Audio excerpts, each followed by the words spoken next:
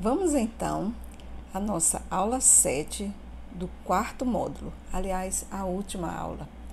Então, se preparem para a gente, depois que ler os 3 poemas que eu vou apresentar, a gente sair da Arca de Noé. Já dá a pena, né? Então, vamos lá? Se preparem, porque nós vamos ler um poema que é descritivo e narrativo, cujo eu lírico adota uma linguagem e perspectiva infantil muito enriquecedora. E o que vai acontecer nesse poema? Uma festa. E quem são as personagens? A abelha rainha e suas comandadas, suas súditas, que são as abelhinhas, que estão alegres e eufóricas, e aí já mostra a hierarquia do mundo das abelhas. E qual o cenário da festa? Um jardim, que é o habitat natural delas. E quem são os parceiros nessa festa? O jasmim e a cravina. Então, vamos à leitura. As abelhas. A abelha mestra e as abelhinhas estão todas prontinhas para ir para a festa. Num zune que zune, lá vão para o jardim brincar com a cravina, valsar com o jasmim. Da rosa para o cravo, do cravo para a rosa, da rosa para o favo, volta para o cravo. Venham ver como dão mel as abelhinhas do céu. Então, o que nós podemos destacar nessa poesia? Há um trabalho estético com a linguagem? Sim. Quando eu falo de trabalho estético, é aquilo que o poeta faz com as palavras. Então, nós podemos logo de antemão informar que o poema tem 3 quartetos e um dístico com rimas internas opostas, do tipo A, B, B, A na primeira estrofe, rimas nos versos pares na segunda estrofe, A, B, A na terceira estrofe e rimas paralelas no dístico. O poeta lança mão de assonâncias com ênfase nas vogais A, O e I para imitar o som das abelhas voando e usa onomatopeias para imitar o movimento delas. Os diminutivos, reforçam a oralidade e o caráter afetivo desse poema. E os verbos une, vão e volta, eles retratam todo o dinamismo, o movimento das abelhas voando. O poeta também lança mão da elipse, que é a omissão de um termo. Por exemplo, vou chamar a atenção do primeiro aqui. Seria a abelha voa da rosa para o cravo, do cravo para a rosa. Vejam que ele não utiliza o verbo voar, há uma elipse, uma omissão, mas isso também é um recurso estilístico e que reflete a circularidade do movimento das abelhas. Assim, sons, ritmos, sensações e até a pontuação no último verso, quando há um chamamento para o possível leitor, ao dizer assim: venham ver como dão mel as abelhinhas do céu. A exclamação tem essa função, porque ela integra a mensagem para propiciar a fruição estética.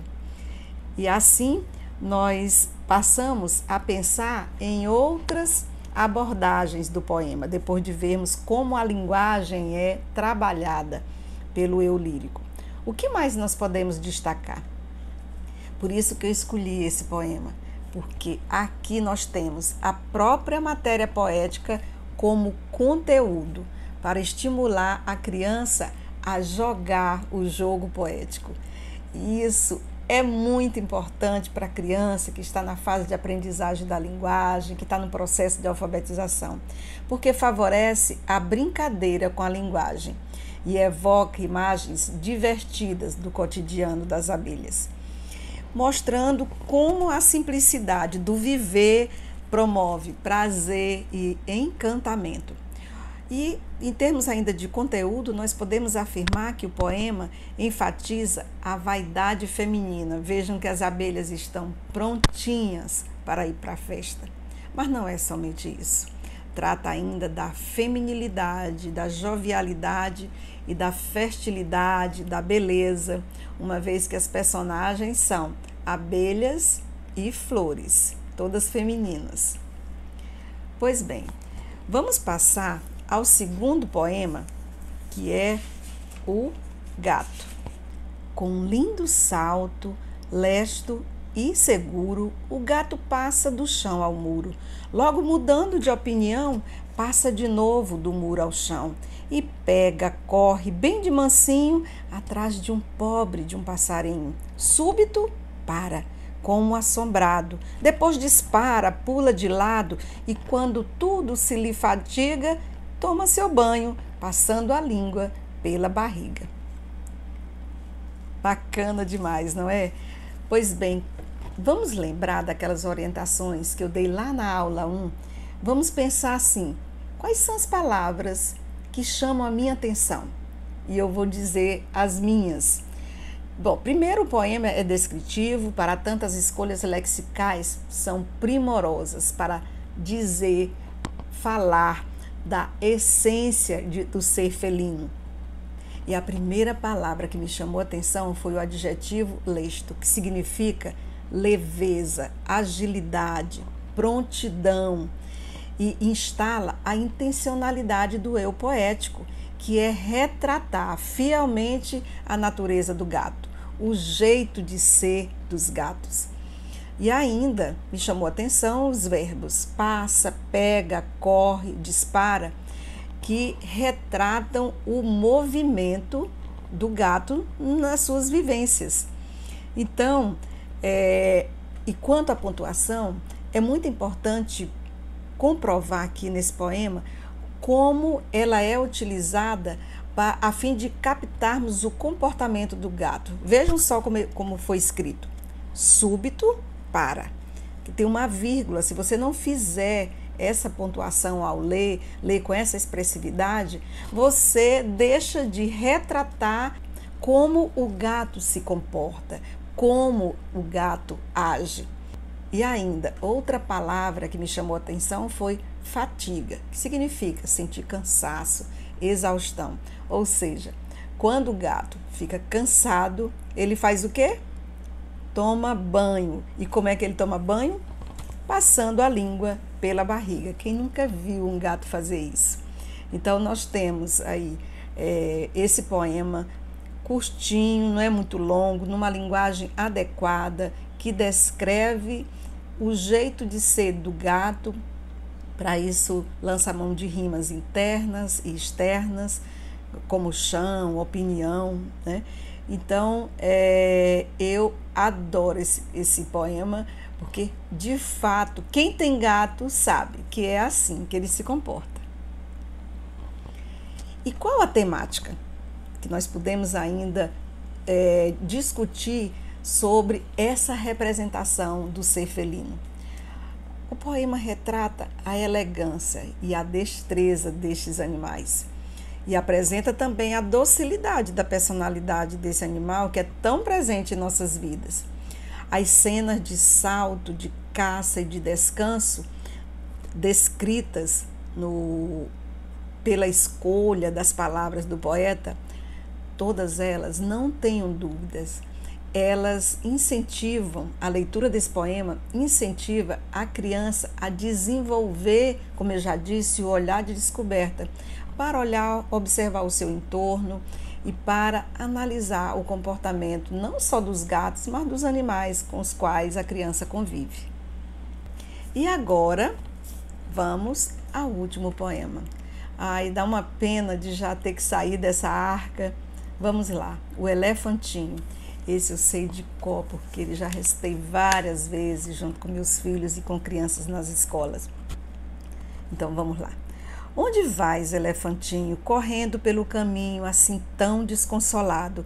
Andas perdido, bichinho, espetaste o pé de um espinho? Que sentes, pobre coitado? Estou com medo danado, encontrei um passarinho. Muito engraçado, não é? Então, como vocês podem ver, O poema é composto por um pequeno diálogo e cria uma cena fantasiosa a fim de estimular a imaginação do leitor, que visualiza mentalmente o acontecido.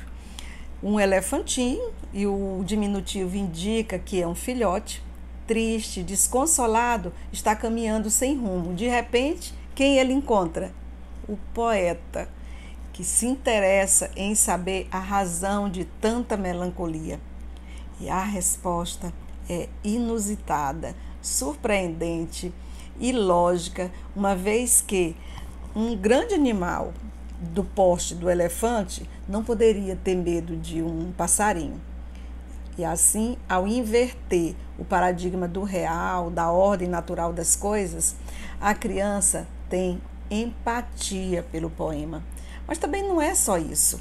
Ela também se coloca na perspectiva tanto do elefante como do passarinho. Aliás, fica aí uma dica para os pais e para os professores pensarem como seria a escrita de um outro poema na perspectiva do passarinho, quando encontra um elefante. E agora, para encerrar o quarto módulo, eu vou ler uma citação de Otávio Paz, do livro O Arco e a Lira, que foi publicado em 1956. Segundo esse autor, o texto poético é um passado que se reengendra e se reencarna. E se reencarna de duas maneiras. No momento da criação poética, pelo poeta, pelo escritor, e depois como recriação, quando o leitor revive as imagens do poeta e convoca de novo esse passado que retornou. Profundo, filosófico, mas dá a dimensão da necessidade que nós temos de poesia e da importância de atender a esse direito que toda criança tem de ler literatura, de ler poesia.